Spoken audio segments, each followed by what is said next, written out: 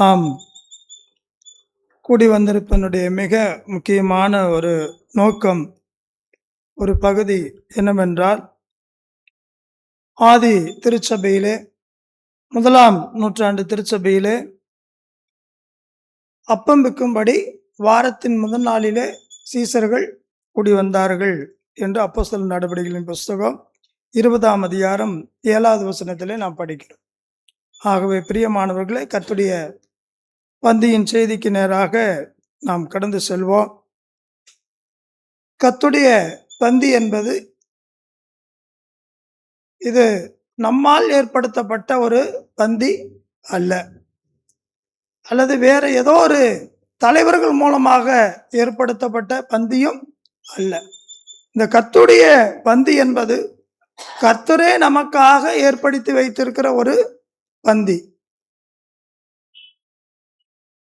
ஆண்டவராயிருக்கிற இயேசு கிறிஸ்து காட்டி கொடுக்கப்பட்ட அன்று ராத்திரியிலே அவர் அப்பத்தை எடுத்து ஸ்தோத்திரம் பண்ணி, அதற்கு பிறகு அவர் திராட்சை பழரசத்தையும் எடுத்து அதையும் அவர் ஸ்தோத்திரம் பண்ணி, இதை நீங்கள் எல்லாரும் பானம் பண்ணுங்கள், இதில் நீங்கள் பங்கெடுத்துக் கொள்ளுங்கள், இது உங்களுக்காக பிற்கப்படுகிற, உங்களுக்காக சிந்தப்படுகிற என்னுடைய சரீரம், என்னுடைய இரத்தம் என்று சொன்னார். ஆண்டவராயிருக்கிற இயேசு கிறிஸ்துவானவர் எதற்காக அவர் இந்த உலகத்தில் வர வேண்டும்? பரலோகத்திலே அவர் ஒரு உன்னத நிலையிலே இருந்தவர், மகிமைக்குள் பிரவேசித்திருந்தவர், மகிமையாகவே இருந்தவர். அவர் ஏன் அந்த பரலோக அந்த சிங்காசனத்தை விட்டு அவர் இந்த பூமியில இறங்கி வந்து அநேக அவமானங்களையும் அநேக பாடுகளையும் அவர் ஏன் பட வேண்டும்? பரலோகத்திலே இருந்திருக்கலாம் இல்லையா? ஆண்டவராயிருக்கிற இயேசு கிறிஸ்து அவர் ஏன் இந்த உலகத்தில் வந்தார்? ஏன் அவர் இந்த உலகத்தில் பாடுகளை அனுபவித்தார்? ஏன் அவர் சிலுவையிலே தொங்கினார் என்றெல்லாம் நாம் நம்முடைய மனதிலே கேள்விகளை எழுப்புவோமானால் அதற்கு பதில் நாம் வெளியே எங்கே தேடினாலும் கிடைக்காது. நாம் பரிசுத்த வேதாகமத்திற்கு தான் நாம் செல்ல வேண்டும். ஆகவே நம்முடைய கரங்களில் இருக்கிற பரிசுத்த வேதாகமத்திலே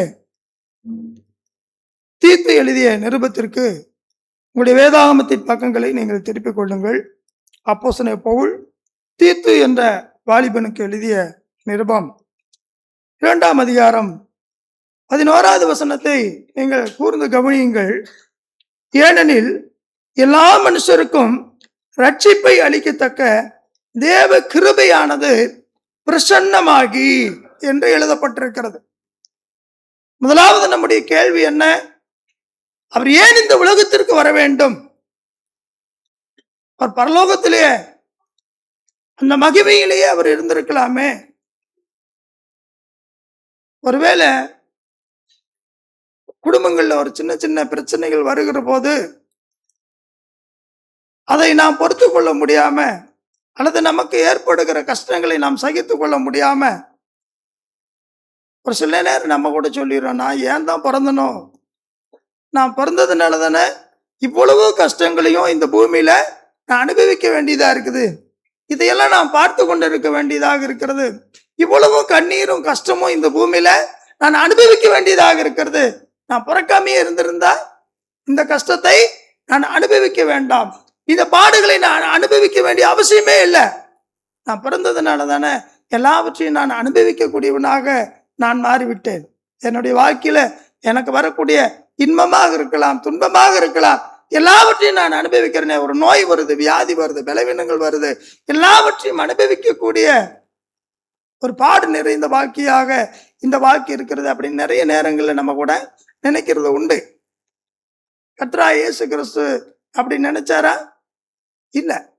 பரலோகத்துல அந்த மகிமைக்குள் இருந்தவர் இல்லையா, சேராபீன்கள் மத்தியிலும் கேருபீன்கள் மத்தியிலும் கொடான கொடி தேவதூதர்கள் மத்தியிலும் பரிசுத்தர் பரிசுத்தர் பரிசுத்தர் பரிசுத்தர் என்று ஓயாமல் போற்றப்பட்டு கொண்டிருக்கிற இடத்தில் இருந்தவர் அந்த வான சிங்காசனத்தை விட்டு இந்த பூமிக்கு வர வேண்டியதனுடைய அவசியம் என்ன என்றால், இங்கே அழகாக அப்போஸ்தலன் பவுல் சொல்லுகிறார், ஏனெனில் எல்லா மனுஷருக்கும் ரட்சிப்பை அளிக்கத்தக்க தேவ கிருபையானது பிரசன்னமாகி. ஆக பரலோகத்தின் தேவன் அவர் பரலோகத்திலிருந்து இந்த பூமியை உற்று நோக்குகிறார். பூமியிலே பாவம் நிறைந்திருக்கிறது. எங்கு பார்த்தாலும் விபச்சாரமும் வேசித்தனமும் கொடுமையான பாவங்களால் இந்த பூமி நிறைந்திருக்கிறதை அவர் பார்க்கிறார். நம்மால் படைக்கப்பட்ட மனிதர்கள், இந்த மனித குலம் பாவத்தில் விழுந்து கிடக்கிறது. இதை மீட்பதற்கு யார் போவாங்க?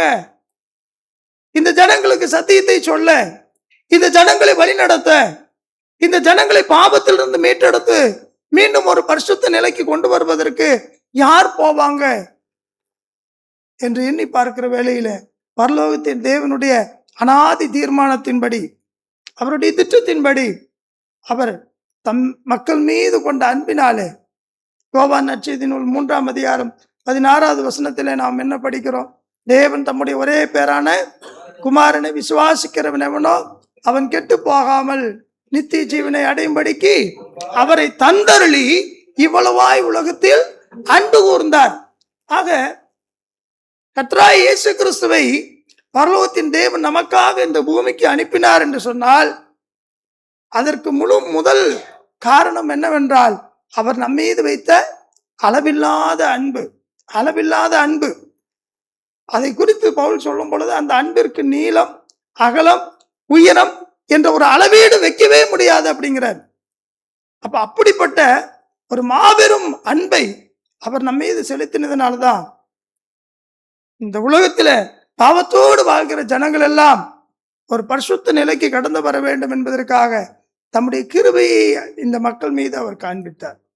தம்முடைய மேலான அன்பை இந்த மக்கள் மீது காண்பித்தார். ஆகவேதான் அவர் சொல்லுகிறார், எல்லா மனுஷருக்கும், ஆக தாம் தெரிந்து கொண்ட இஸ்ரவேல் ஜனங்களுக்கு மாத்திரமல்ல, யூதர்களுக்கு மாத்திரமல்ல ரட்சிப்பு, எல்லா மனுஷரும், வானத்தின் கீழே இந்த பூமியின் மேலே குடியிருக்கிற சகல ஜனங்களுக்கும் இந்த ரட்சிப்பு என்பது ஒரு பொதுவான ஒன்றாக இருக்கிறது. நம்ம சம்பாதிக்கிற பணமா இருக்கட்டும், எதுவா வேணாலும் இருக்கட்டும், முதல்ல அது யாருக்கு சொந்தம்? நம்முடைய குடும்பத்துக்கு சொந்தம், நம்முடைய பிள்ளைகளுக்கு சொந்தம்.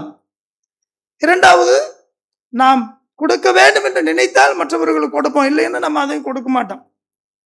ஆனால் இந்த உலகத்திலே விலையேறப்பெற்ற ஒன்று எது என்று கேட்டால், தேவன் நமக்கு அருளிய ரட்சிப்பு, இல்லையா?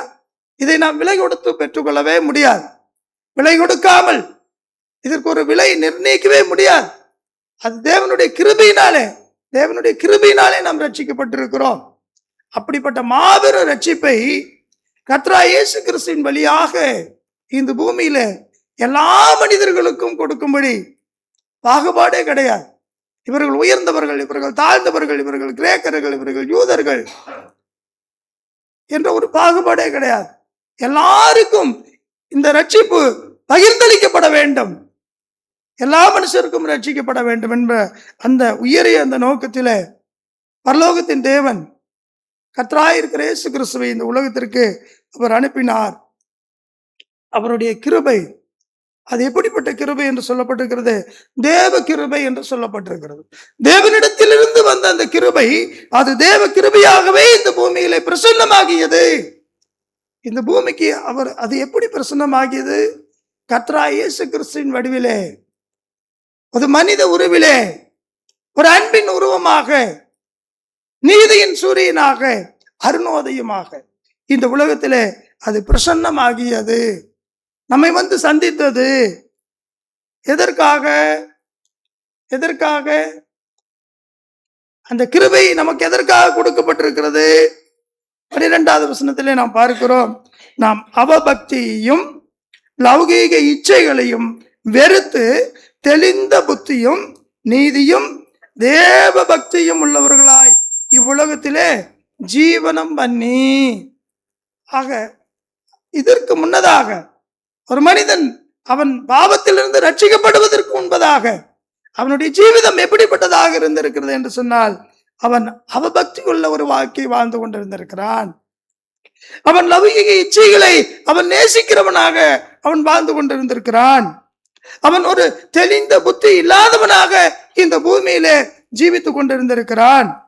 அவன் தேவ நீதியை நடப்பிக்க முடியாத அல்லது தேவ நீதியை கை கொண்டு நடக்காதவனாக அவன் இந்த பூமியில இருந்திருக்கிறான். இப்படி எல்லாம் இந்த பூமியில அவன் இருந்ததுனாலதான் அவனை சீர்படுத்தி, அவனை ஸ்திரப்படுத்தி, அவனை அந்த சாக்கடையில இருந்து தூக்கி கழுவி எடுக்கணுங்கிறதுக்காகத்தான் ஆண்டவராய் இருக்கிற இயேசு கிறிஸ்துவை தேவன் இந்த உலகத்திற்கு அனுப்பினார். அவபக்தியா வாழ்ந்துட்டு இருந்த மனுஷன் இனி நீ அவபக்தியான ஒரு வாழ்க்கை வாழக்கூடாது, பக்தியுள்ள ஒரு வாழ்க்கை வாழணுங்கிறதுக்காக இயேசு கிறிஸ்துவை இந்த உலகத்திற்கு அனுப்பினார். லௌகிக இச்சைகளை அவன் நேசித்து வாழ்ந்த அந்த மனிதன் இனி அந்த லௌகிக இச்சைகளை, உலகத்தின் இச்சைகளை அவன் நேசித்து வாழக்கூடாது. அவன் பரலோகத்திற்கான, மோட்சத்திற்கான அந்த அப்படிப்பட்ட விருப்பங்களை அவன் சார்ந்து வாழ வேண்டும் என்பதற்காக இயேசு கிறிஸ்துவை இந்த உலகத்திற்கு அனுப்பினார். தெளிந்த புத்தி இல்லாத மனிதன் அவன் ஒரு தெளிந்த புத்தி உள்ளவனாக, தெளிந்த பார்வை உள்ளவனாக, நல்ல ஒரு மனமுடையவனாக, நல்ல ஒரு குணமுடையவனாக அவன் இந்த பூமியில ஜீவனம் பண்ண வேண்டும் என்பதற்காக பரலோகத்தின் தேவன் இயேசு கிறிஸ்துவை இந்த பூமிக்கு அனுப்பினார். அவபக்தியோடு வாழ்ந்து கொண்டிருந்த மனிதன் தேவ பக்தி உள்ள ஒரு வாழ்க்கை வாழ வேண்டும். அந்த தேவ பக்தி உள்ள வாழ்க்கை தான் இந்த ஜீவனுக்கும் இதற்கு பின்வரும் ஜீவனுக்கும் வாக்குத்தத்தம் உள்ளதாகையால் அது எல்லாவற்றிலும் பிரயோஜனம் உள்ளது என்று தீமோத்தேயுக்கு பவுல் சொல்லுகிறாரே, அப்படிப்பட்ட அந்த தேவ பக்தி, அந்த தேவ பக்தியை உடையவர்களாய் இந்த உலகத்திலே ஜீவனம் பண்ணி அப்படிப்பட்ட ஒரு வாழ்க்கையை நான் வாழும்படிக்கு பரலோகத்தின் தேவன் கர்த்தராயிருக்கிற இயேசு கிறிஸ்துவை இந்த உலகத்தில் அனுப்பினார். அது மாத்திரமல்ல, மூன்றாவதாக சொல்லுகிறார், நாம் நம்பி இருக்கிற ஆனந்த பாக்கியத்துக்கும் மகாதேவனும் நமது இரட்சகருமாகிய இயேசு கிறிஸ்துவினுடைய மகிமையின் பிரசன்னமாகுதலுக்கும் எதிர்பார்த்து கொண்டிருக்கும்படி நமக்கு போதிக்கிறது. தெளிந்த புத்தி நமக்கு வந்துருச்சு. நீதி நடப்பிக்கிறவர்களாக நாம் மாறிவிட்டோம். இந்த உலகத்தினுடைய அவபக்தியை நாம் வெறுத்து விட்டோம். லௌகிக இச்சைகளை நாம் வெறுத்து விட்டோம். இனி நமக்குள்ள என்ன இருக்குது அப்படின்னா ஒரு ஆனந்த பாக்கியம் இருக்கிறது. நான் இந்த உலகத்தில் இருக்கிற எல்லா பாவ சந்தோஷங்களில் இருந்தும் நான் விடுதலை அடைந்து விட்டதினாலே எனக்கு இனி இந்த உலகத்துல எதுவுமே வேண்டாம். என்னை அழைத்தவர் பரிசுத்தர், பரலோகத்திலிருந்து அவர் என்னை அழைத்திருக்கிறார். பரலோகத்திற்கு வரும்படி எனக்கு ஒரு அழைப்பு கொடுக்கப்பட்டிருக்கிறது. அந்த பரலோகத்தை நோக்கிய அந்த விசுவாச பயணத்தில அந்த ஒரு ஆனந்தம் எனக்கு கிடைக்கிறது.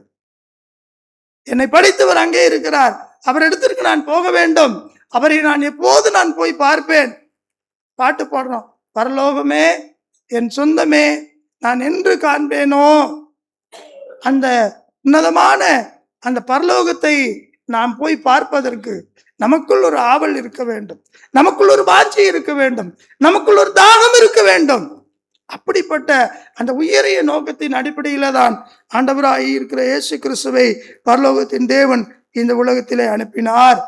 அதுதான் நமக்கு ஒரு ஆனந்த பாக்கியம். இந்த உலகத்தில் கிடைக்கிற பாக்கியம் எல்லாம் நிரந்தரமற்றது. நமக்கு ஒரு நித்தியமான ஒரு பாக்கியம் எதுவென்றால், ஆனந்த பாக்கியம் எதுவென்றால், நாம் பரலோகத்திற்கு கடந்து செல்ல வேண்டும். அதற்காக தான் நாம் இங்கே இந்த விசுவாச பயணத்தை நாம் மேற்கொண்டிருக்கிறோம். அது மாத்திரமல்ல, இயேசு கிறிஸ்துவினுடைய மகிமையின் பிரசன்னமாகுதலுக்கும் எதிர்பார்த்து கொண்டிருக்கும்படி நமக்கு போதிக்கிறது. ஆக கர்த்தருடைய வார்த்தையை கேட்டுக்கொண்டிருக்கிற என் அன்பு சகோதரனே, சகோதரியே, பாருங்க எவ்வளவு அழகா சொல்றாரு, மகிமையின் பிரசன்னமாகுதல். ஆக பரலோகத்துக்கு நானா போயிட முடியுமா? முடியாது. என்னை அழைத்து செல்வதற்கு அவர் திரும்ப வருவேன் என்று வாக்களித்திருக்கிறார். அப்ப அவர் வந்து அவர் என்னை அழைத்து செல்வதற்கு அவருடைய அந்த மகிமையின் பிரசன்னத்தை நான் எதிர்பார்த்து கொண்டிருக்க வேண்டும் என்று என்னுடைய வாழ்வின் மரண பரியந்தம் எனக்கு அவருடைய வார்த்தை போதித்து கொண்டே இருக்கிறது. என்ன போதிக்கிறது? எனக்காக உனக்காக ஒரு மீட்பர் இந்த உலகத்திற்கு அனுப்பப்பட்டாரே, அந்த மீட்பர் உனக்காக கல்வாரி சிலுவிலே ஒப்பு கொடுக்கப்பட்டாரே, உனக்காக தன்னுடைய சரீரத்தை அடிக்க கொடுத்தாரே, உனக்காக தன்னுடைய சரீரத்திலிருந்து ஒட்டுமொத்த ரத்தத்தையும் இந்த பூமியில சிந்த கொடுத்தாரே, அந்த மீட்பரை நீ ஏற்றுக்கொண்டால், அவர் பட்ட பாடுகளினாலே, அவர் சிந்திய ரத்தத்தினாலே அவர் உனக்கு ஒரு மீட்பை உண்டு பண்ணி வைத்திருக்கிறாரே, அவரை நீ ஏற்றுக்கொண்டால் உன்னுடைய பாவத்திலிருந்து உன்னை விடுதலை செய்து உன்னுடைய பாவத்தை அவர் சுத்திகரித்து உன்னுடைய பாவங்களிலிருந்து உன்னை கழுவி எடுத்து உன்னை பரிசுத்தவானாக்கி அவருடைய சபையில உன்னை கொண்டு வந்து வைப்பார். வைத்து அதோடு அவர் விட்டு விடுவதில்லை. நான் உங்களுக்கு ஒப்புவித்ததை கர்த்தரிடத்தில் பெற்றுக்கொண்டேன். என்னவெனில் கர்த்தராகிய இயேசு கிறிஸ்து காட்டி கொடுக்கப்பட்ட அன்று ராத்திரியிலே அப்பத்தை எடுத்தார். அதை பிட்டு அவர் ஸ்தோத்திரம் பண்ணி எல்லாருக்கும் கொடுத்தார். திராட்சை ரசத்தையும் எடுத்தார். இதை நீங்கள் எல்லாரும் பானம் பண்ணுங்கள். இது உங்களுக்காக சித்தப்படுகிற என்னுடைய புதிய உடன்படிக்கைக்குரிய என்னுடைய ரத்தம் என்று சொன்னார். ஆக இதிலே நாம் பங்கு பெறும்போதுதான் தொடர்ந்து நாம் நம்மை உயிர்ப்பித்து நாம் வைத்துக் கொண்டிருக்கிறோம். இந்த பூமியில நாம் இந்த வாழ்கிற இந்த விசுவாச பயணம், இந்த விசுவாச போராட்டத்துல என்னை நான் இன்னும் கொஞ்சம் சார்ஜ் பண்றதுக்கு, நம்ம செல்போன்ல பேட்டரி குறைஞ்சிக்கிட்டே போகும்போது ஒரு கட்டத்தில் ஆஃப் ஆயிரும். ஆஃப் ஆகிறதுக்கு நம்ம விட மாட்டோம். நம்ம என்ன செய்வோம், ஒரு 30 பாயிண்ட் வந்தோடனே உடனே ஓடி போய் சார்ஜரை சொருகிடுவோம். எதுக்கு நம்ம சார்ஜர் போடுறோம்?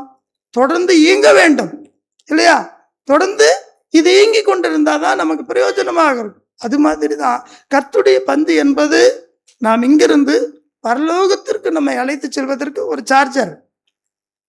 இதை வாரத்தின் முதல் நாள் தோறும் கர்த்தராகிய இயேசு கிறிஸ்துவை ஏற்றுக்கொண்டவர்கள், திருமுழுக்கு பெற்றுக்கொண்டவர்கள், ஆண்டவருடைய அந்த மகாபெரிய பாக்கியமாகிய அந்த ரட்சிப்பை பெற்றுக்கொண்ட மக்கள் வாரந்தோறும் இதில் தவறாமல் பங்கெடுக்கும் போதுதான், புதிய ஏற்பாட்டினுடைய சட்டத்திற்கு கீழ்ப்படிந்து இதை கை கொண்டு நடக்கும் போதுதான் நாம் பலன் கொள்கிறோம். பரலோக பயணத்திற்கான பலனை நாம் பெற்றுக்கொள்ளுகிறோம்.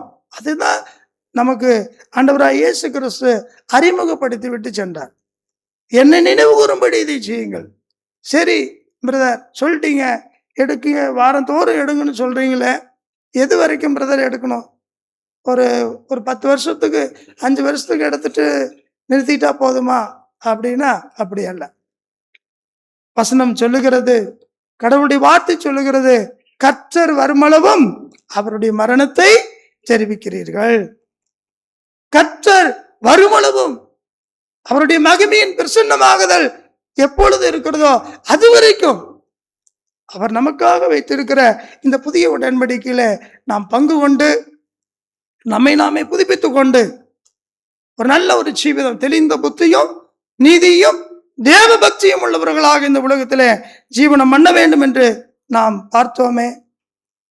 இந்த வார்த்தைகளின்படி நாம் வாழவும், இந்த வார்த்தைகளை கை கொண்டு நாம் மனம் திரும்பினவர்களாய், ரட்சிக்கப்பட்ட ஆத்துமாக்களாய், சகோதர சகோதரிகளாய் இதில் பங்கு பெறுவதற்கு தேவன் தாமே நமக்கு கிருபை